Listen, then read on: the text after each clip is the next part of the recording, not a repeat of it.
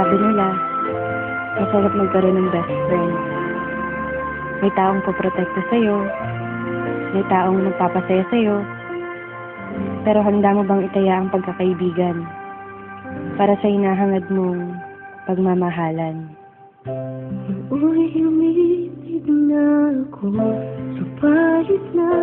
Ako si Princess. Grade school pa lang ako, palagi ko ng kaklase si Ivan. Magkaibigan kasi mga magulang namin, kaya kung nasan ako, nandun rin siya.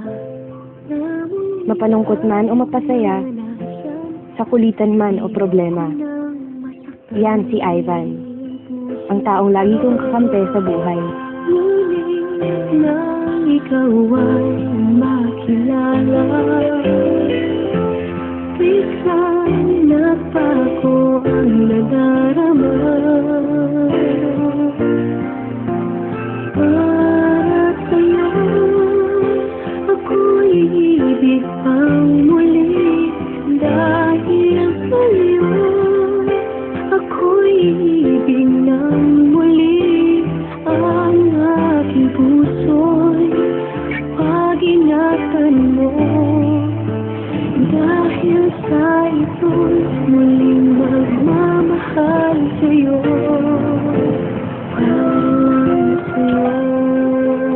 Isang araw,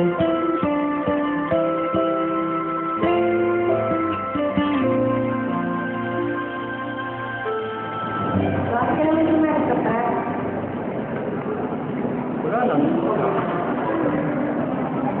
Wala. Alam mo bang delikado yun? Alam mo naman ang pinapasok ko. Dami-dami ko lang natin. matapos ang araw na yun, At sa'yo lamang nasinta ang tunay na pag-ibig laging hinahanap. Buti na lang ika'y nakilala. Di na bumot ang nagdarama. hindi na siya nagpaparamdam. Hindi na siya nag-detect. Di ko na rin siya nakikita sa school.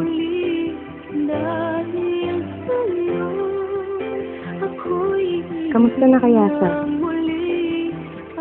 Pinuntahan ko siya sa bahay nila. Pero hindi ko siya naaabutan. Namimiss ko na yung best friend ko.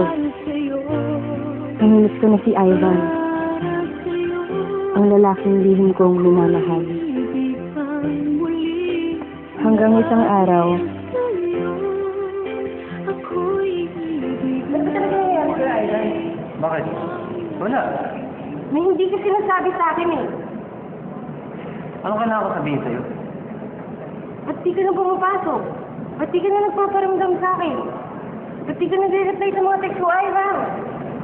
Ivan! Ano ba talaga nangyayari sa'yo? Ba't ka ba nakangilan sa buhay ko? Ano ba kita?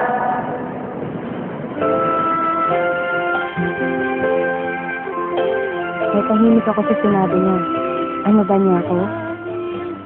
Isa lang akong hamak na best friend. Hanggang doon na lang yun. Umalis siya at di na nagpakita. Di na rin ako nagte-text. Di na rin ako pumupunta sa kanila. Makalipas ang 2 linggo, may natanggap akong balita. Nasa ospital daw si Ivan. Malubha ang lagay. Ako'y di na muling mag-iisa. Ikaw na nga ang hinihintay ng susubok para sa'yo.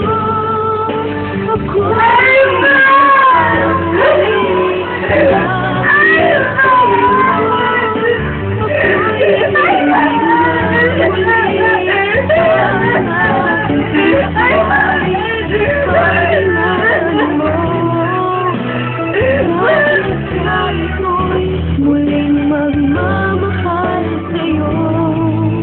Para sa'yo ako'y ibig pang muli.